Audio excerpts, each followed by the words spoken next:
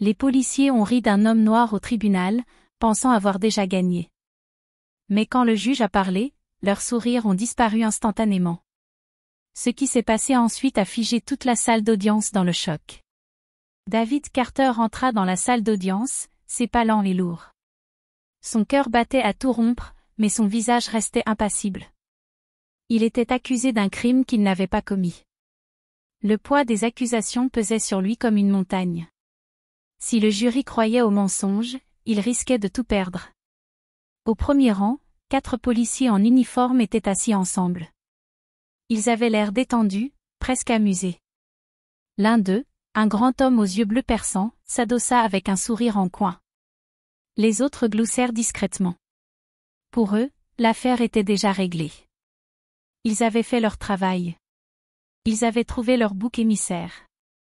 La mère de David était assise au fond de la salle. Ses petites mains agrippaient les bords de son sac si fort que ses jointures en étaient blanches. Ses lèvres murmuraient une prière silencieuse, ses yeux rivés sur son fils. Elle voulait être forte, mais au fond d'elle, elle était terrifiée. La salle d'audience était pleine. Certains étaient là par curiosité, d'autres pour la justice. Mais une personne se démarquait, l'avocate de David. Elle était jeune, probablement la plus jeune personne dans la salle, mais sa confiance était inébranlable. Elle ne voyait pas une affaire perdue, mais un combat à mener. Le juge était assis à son banc, ses doigts tapotant doucement sur le bois. Son visage ridé restait impassible. Il avait vu de nombreux procès comme celui-ci. Mais quelque chose dans son regard froid suggérait que, cette fois, quelque chose pourrait être différent. La tension dans la salle était palpable. Tout le monde attendait que la tempête éclate. Le procureur se leva, boutonna sa veste, s'éclaircit la gorge et avança. Sa voix était lisse, maîtrisée. « Mesdames et messieurs du jury », commença-t-il, avec une certitude absolue. Le dossier contre David Carter est clair. Les preuves sont accablantes. David resta figé tandis que le procureur poursuivait. Ses empreintes digitales ont été trouvées. La vidéosurveillance l'a filmé. Les objets volés ont été découverts chez lui. Les officiers présents dans cette salle l'ont vu s'enfuir du lieu du crime. La mâchoire de David se contracta. Chaque mot était un mensonge. L'officier principal fut appelé à la barre. Il avança avec confiance, son uniforme impeccable, sa voix assurée. Il prêta serment, puis regarda le jury avec un sourire calme. « Nous avons arrêté Monsieur Carter », déclara-t-il. Il tentait de fuir. Lorsque nous avons perquisitionné son appartement, nous avons trouvé les objets volés. Les autres officiers acquiescèrent, certains souriant. L'un d'eux laissa même échapper un rire discret. Ils avaient déjà fait ça auparavant. Ils savaient comment cela se terminerait. La mère de David lui serra la main avec toute sa force. La vérité triomphera, mon fils, murmura-t-elle. Mais même elle semblait incertaine. David avala difficilement sa salive. Il voulait y croire. Il voulait croire que le système fonctionnerait. Mais en regardant autour de lui, il ne voyait que des visages inconnus, des expressions sceptiques et un système qui avait déjà échoué tant de fois auparavant. Les policiers restèrent détendus, sûrs de leur victoire. Ils détenaient le pouvoir. L'avocate de David se leva. Elle marcha lentement vers le centre de la salle, ses talons résonnant sur le sol. Son regard brillait d'une détermination féroce. L'accusation affirme détenir des preuves irréfutables, dit-elle, sa voix ferme. Mais regardons les faits. Aucune empreinte digitale sur les objets volés. Aucune image claire de son visage. Et pourtant, nous devrions croire, sans aucun doute, que David Carter est coupable ? Un silence glacé s'installa. Un des officiers secoua la tête, un sourire narquois sur les lèvres. Le juge soupira, se frottant les tempes. Le procureur se pencha en avant, prêt à répliquer. L'avocate se tourna vers le juge. Votre honneur, nous demandons l'accès aux images originales de la vidéosurveillance, non éditée, directement issues du système de sécurité. Un frisson parcourut la salle.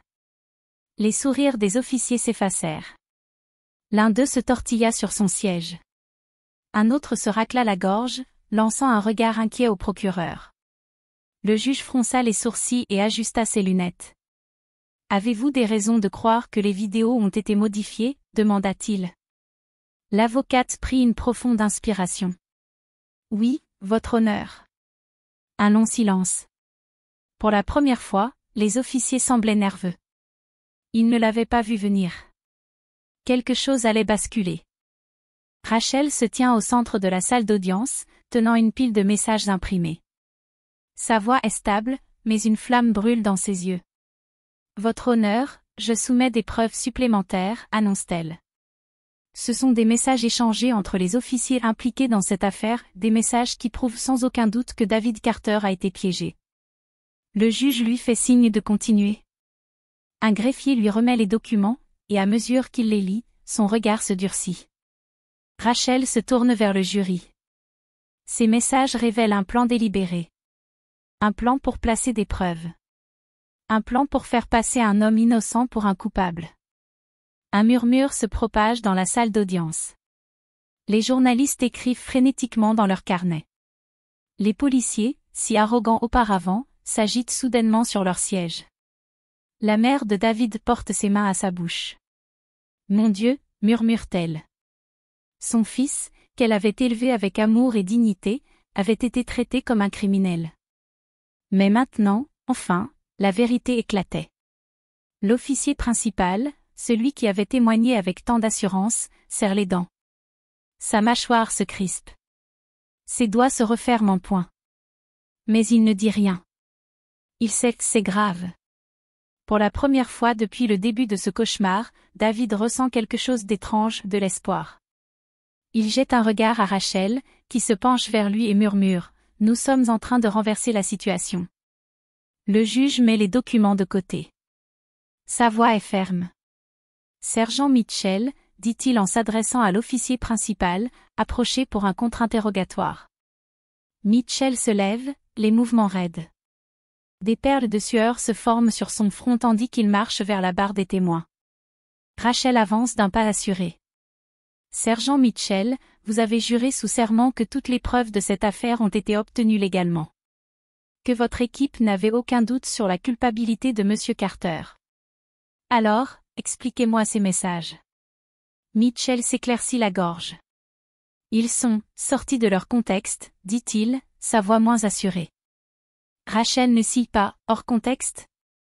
Les mots « assurez-vous que ça tienne cette fois » sont-ils hors contexte? Ou encore « personne ne le croira face à nous » La salle d'audience est plongée dans un silence de mort. Le visage de Mitchell rougit. Il cherche du soutien auprès des autres officiers, mais ils évitent son regard.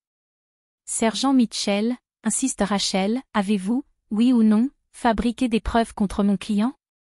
Mitchell avale difficilement sa salive. Il s'arrête. Ses épaules se tendent. L'air devient suffocant. Avant qu'il ne puisse répondre, un homme en capuche se lève. Sa voix brise le silence. Je peux répondre à cette question. Tous les regards se tournent vers lui. L'homme enlève sa capuche, révélant un visage sérieux et déterminé. Il s'avance. Le juge fronce les sourcils. Et qui êtes-vous? L'homme sort un badge de sa poche. Je suis Marcus Reed, enquêteur spécial des affaires internes. J'enquête sur ce département depuis des mois. Un murmure choqué envahit la salle. Mitchell se fige. Ses lèvres s'entr'ouvrent comme s'il allait parler, mais aucun son ne sort. Son visage se vide de toute couleur. Reed fixe le juge droit dans les yeux.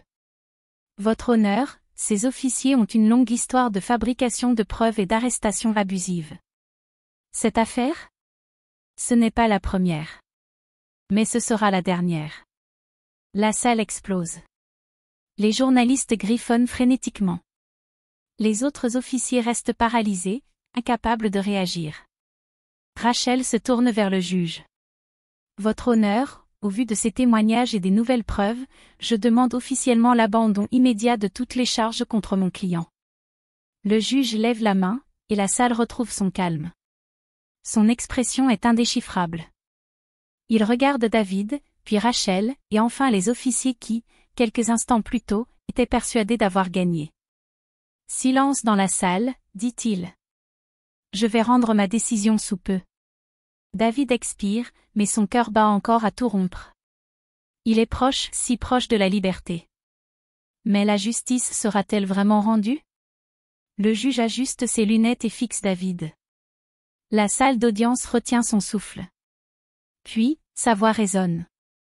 Monsieur Carter, au vu des preuves accablantes présentées aujourd'hui, cette cour vous déclare non coupable. Un instant de silence total. Puis, la mère de David éclate en sanglots de soulagement. Son avocate sourit, les yeux brillants. Des acclamations fusent dans la foule. Les journalistes capturent chaque seconde de ce moment historique. David ferme les yeux, laissant ses mots résonner en lui. Mais soudain, silence, ordonne le juge. La salle se calme. Son regard se tourne vers les officiers. Quant au sergent Mitchell et à son équipe, poursuit-il, sa voix tranchante, cette cour dispose de preuves suffisantes pour établir des faits de parjure, de falsification de documents et de fautes professionnelles. À compter de maintenant, vous êtes tous en état d'arrestation. Les officiers se figent. La couleur quitte leur visage. Ces hommes, qui riaient encore il y a quelques instants, échangent des regards paniqués. Deux huissiers avancent. Main derrière le dos, ordonne l'un d'eux. Les policiers hésitent, mais ils n'ont pas le choix. Un à un, ils se retrouvent menottés. L'ironie est frappante. Ceux qui abusaient de leur pouvoir se retrouvent impuissants, enchaînés par le système qu'ils pensaient contrôler. Des murmures parcourent la foule. Certains spectateurs applaudissent. D'autres secouent la tête. David se lève lentement, ses mains enfin libres de toute tension. Il fixe les officiers. Pendant des années, des gens comme moi ont été réduits au silence, dit-il d'une voix forte. On nous a fait croire que nos paroles ne comptaient pas. Que personne ne nous croirait. Il prend une profonde inspiration. Mais aujourd'hui, la vérité a triomphé. Rachel pose une main sur son épaule, fière. David se tourne vers sa mère, qui lutte pour contenir ses larmes. Elle prend son visage entre ses mains. « Je te l'avais dit, mon fils », murmure-t-elle. La vérité gagne toujours. Le juge se penche en avant. Ce procès est terminé, mais cette affaire ne l'est pas. Une enquête interne sera menée. Sa voix est lourde de sens. La justice ne s'arrête pas ici. L'affaire de David n'était pas seulement la sienne. Elle représentait quelque chose de plus grand, un système qui avait échoué trop de fois. Mais aujourd'hui, pour une fois, la justice avait triomphé grâce au courage et à la vérité. David franchit les portes du tribunal. Le soleil brille, chaud sur sa peau.